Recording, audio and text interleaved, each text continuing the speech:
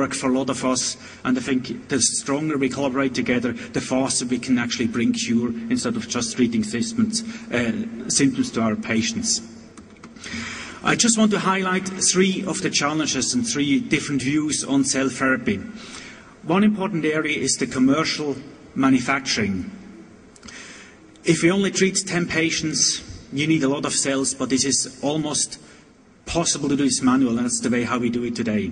If you want to go for 1,000 patients or 100,000 patients, you need industrial solutions.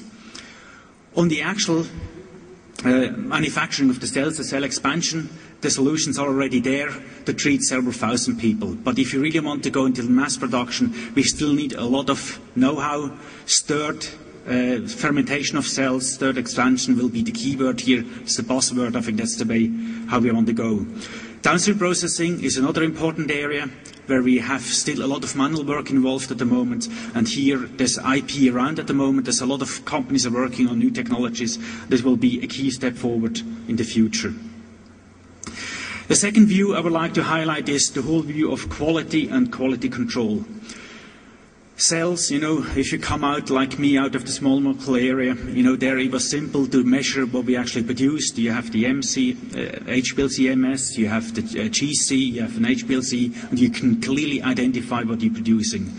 Cells are much, much larger, much more difficult to actually to measure, to analyze.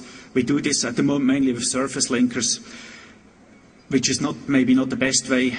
But here, the clean rooms, the way how we produce is much more important even than in protein industry.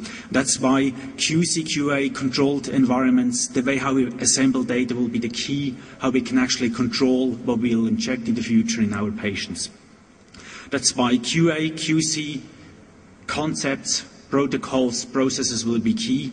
We invested here in a platform of paperless QC and clean room data assembly. This is one step forward. I'm sure a lot of your companies have different solutions, but I think this is a major area where we have to invest and reinvent in the future. The last view I would like to highlight is on the cost side, and these are targeted drug costs that I show you here on the slide. I think, as we heard before on the generic side, it's very important that we bring cure to people that we can pay and that everyone can pay. At the moment, the doses are in the $1,500 ranges, only the production costs. That has nothing to do with the formulation and marketing. And here we have to come down by at least a factor 3 over the next 10, 15 years. There are a lot of areas that we can pay attention to. The way how we produce, the higher the volumes we can produce, the cost will come down. The easier we release, testing is a major part. I think here we have a lot of reinvention to do, but I think the ideas are here. I think it's now up to us now to really make this happen for the future.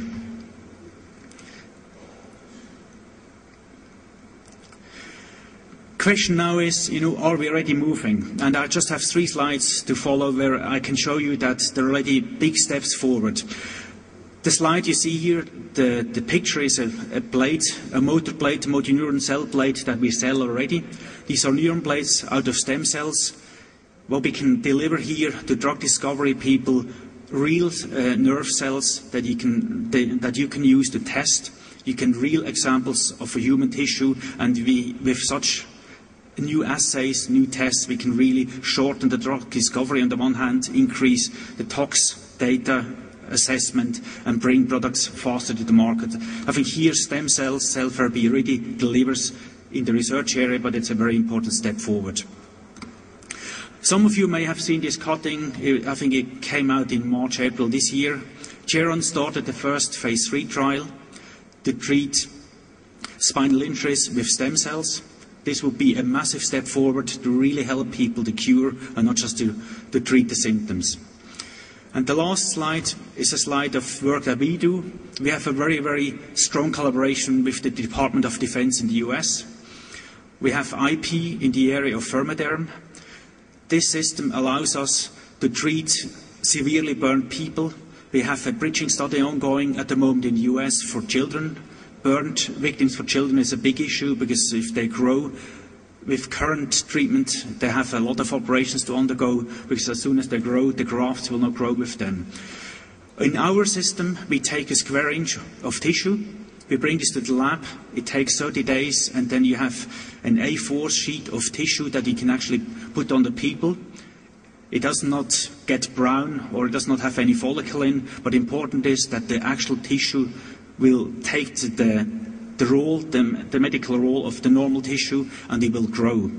And this is a massive advantage to what we currently do. And this is, for severely burned people, it could be either a case of death or actually survival. I just would like at the end to provoke you a bit where we go next. You've seen here on the slides our 120 years in pharma, how we developed, the areas we're actually focused on. I think it's for us very clear at Lonza, and especially in my division, that we will move and regenerative medicine will be the next big step forward. It will help on one hand really relieve the symptoms of people. With this we will actually control the cost of our pharma healthcare systems. On the other hand, our cell knowledge, our assay knowledge will help as well to better deliver, better develop small molecules or proteins. We see in the next years, especially in the next 5 years, especially on the autologous side, massive development, to more treatments, especially in the cancer area, will bring the cost down altogether in order to let a lot of people benefit from these technologies.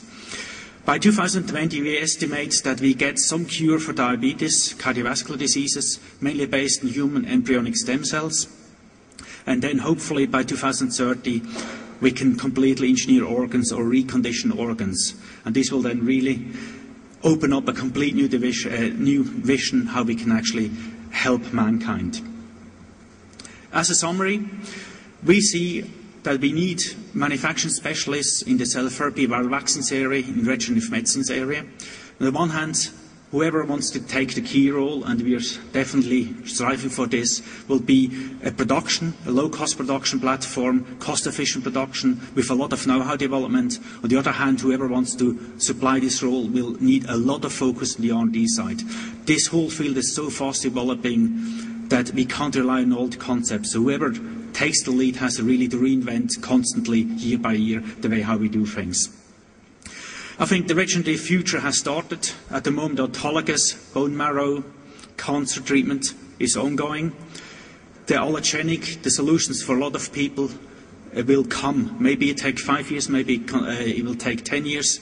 I think the regulatory boards will have here a very important role to play. So I think the race is on. It's a very interesting space on IP, a very convoluted space of IP, and I think there are a lot of open regulatory questions. I would like to invite all interested parties to collaborate. We have a lot of interest in this area. I think we can all together really improve with cell therapy, with regenerative medicine, the quality of life for a lot of people by bringing down the cost, opening up these treatments for a lot of more people in the future. Thank you very much.